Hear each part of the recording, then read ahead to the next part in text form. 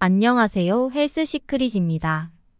오늘은 암의 원인이 되고 치매에까지 영향을 미치는 이것에 대해서 알아보도록 하겠습니다.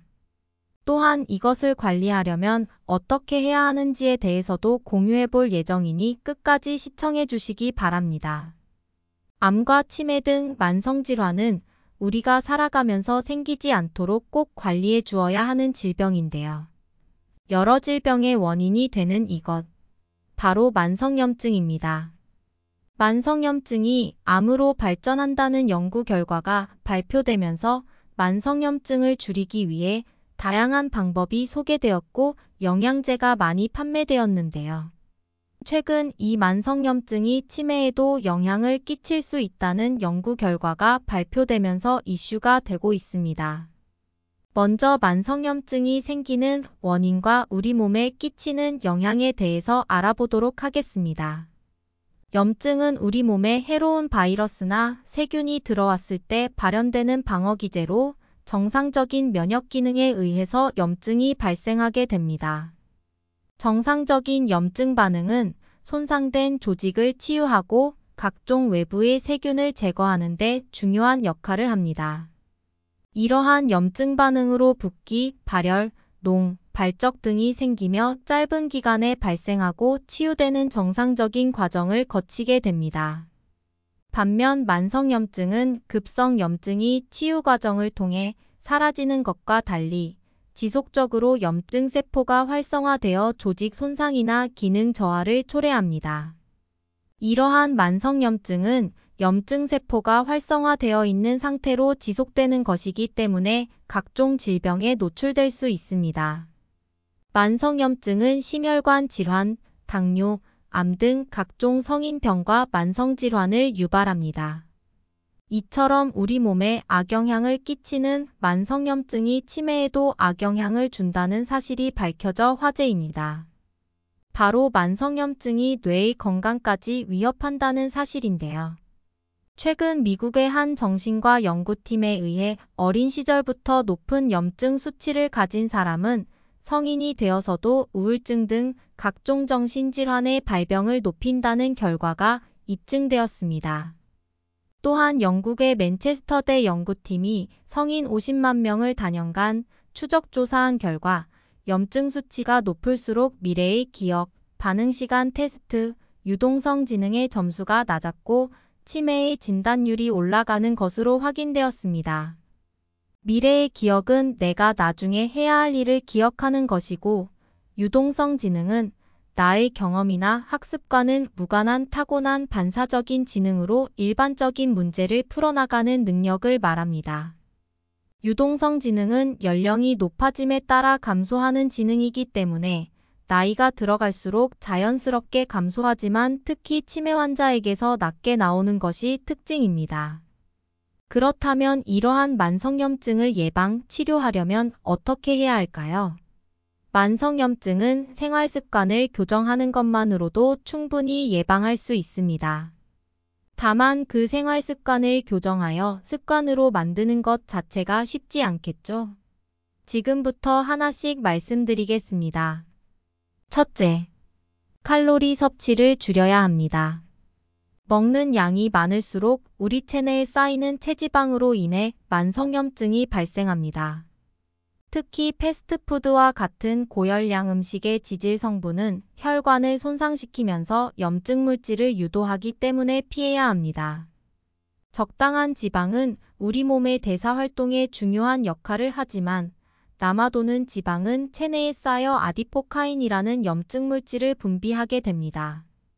이 염증 반응으로 인해 지방이 더 잘 축적되는 체질로 변화되어 만성염증 반응이 지속적으로 이어지게 됩니다.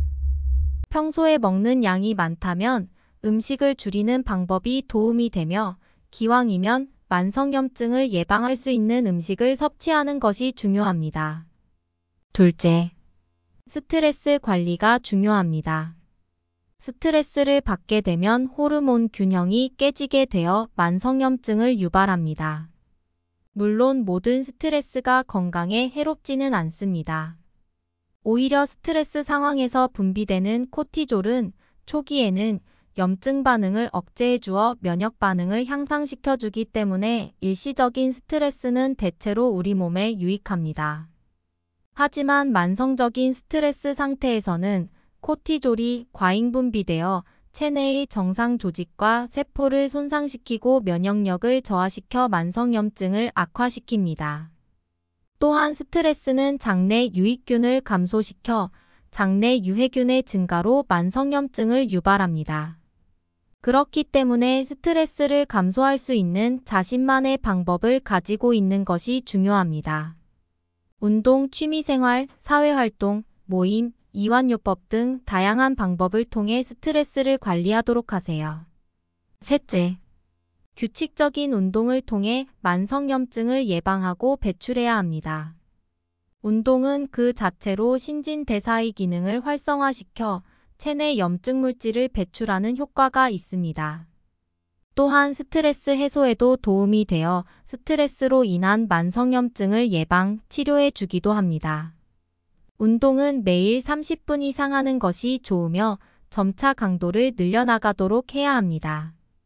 처음부터 무리한 운동을 하게 되면 오히려 산화 스트레스를 유발해 염증 물질이 분비될 수 있으니 자신의 체력에 맞게 강도를 늘려나가세요. 가볍게 유산소를 시작해보고 체력이 허락해준다면 꼭 근력 운동을 하셔야 합니다. 특히 중장년층 이상의 성인에게서 근력 운동이 중요한 이유는 이미 다른 영상으로 확인시켜 드린 바 있죠. 아직 확인 못한 분들은 우측 상단의 영상을 클릭하여 확인해 주세요. 보시다시피 만성염증을 예방하는 방법이 정말 쉽지 않나요? 하지만 이와 같은 습관을 갖는 것이 쉽지 않습니다. 나를 위해 꾸준히 생활화하도록 합시다. 그렇다면 이제 만성염증의 예방에 도움이 되는 음식과 섭취 방법에 대해 알아보도록 하겠습니다. 첫째, 오메가3가 풍부한 식품을 섭취하세요. 오메가3는 항산화 성분이 풍부하여 염증을 줄이고 면역력을 강화시켜주는데 탁월한 영양소입니다. 고등어와 같은 등푸른 생선이나 견과류 등에 다량 함유되어 있으며 영양제로도 섭취할 수 있습니다. 음식으로 섭취하는 것이 부담스럽다면 하루 한 알 정도 영양제로 챙겨 드셔도 좋습니다. 둘째, 생강은 만성염증에 도움이 되는 식품입니다. 생강에 함유되어 있는 진저롤은 항균, 항염, 항암에 도움을 주는 성분으로서 만성염증 완화에 도움을 줍니다. 감기나 기관지가 좋지 않을 때 섭취하면 바로 효과를 나타낼 정도로 강력한 항염 작용을 하는 성분이기 때문에 적정량 섭취하는 것이 만성염증의 예방에 도움이 됩니다. 생강을 평소에 많이 먹을 수 있는 방법 중 하나가 생강차로 먹는 방법인데 이것 하루 한 잔만으로 만성염증을 예방할 수 있습니다. 셋째, 토마토에는 강력한 항염 작용을 하는 성분이 있습니다. 토마토의 라이코펜은 강력한 항산화제로서 체내 염증을 줄이고 심혈관 건강에 도움이 되는 성분입니다. 일부 연구에서 전립선암, 폐암, 위암 등의 위험을 감소시킬 수 있다는 결과가 확인된 바가 있을 정도로 강력한 항암 효과를 나타냅니다. 토마토를 먹을 때에는 영양소가 풍부한 빨갛게 잘 익은 완숙 토마토로 섭취하도록 해야 합니다. 또한 생으로 잘라 먹어도 좋지만 열을 가해 익혀 먹는 것이 라이코펜의 흡수가 더욱 잘 이루어집니다. 토마토를 익힐 때에는 기름에 볶아 먹는 것도 좋습니다. 라이코펜이 지용성이기 때문에 기름에 조리하게 되면 흡수가 더욱 잘 되기 때문입니다. 결론적으로 말씀드리면 잘 익은 토마토를 기름에 볶아서 푹 익혀 먹으면 가장 좋고 거기에 몸에 좋은 양파와 가지 등을 함께 넣어 조리하면 더욱 맛있는 음식이 되겠네요. 지금까지의 영상에서 결국 암과 치매, 만성질환 등 각종 질병은 만성염증에서 비롯된다는 것을 알 수 있었는데요. 간단하게 우리 평소 생활 습관만 조절해도 이 많은 질병에서 해방될 수 있으니 습관을 갖는 것이 정말 중요할 것 같습니다. 오늘 영상이 도움이 되셨나요? 도움이 되셨다면 구독과 좋아요 부탁드립니다.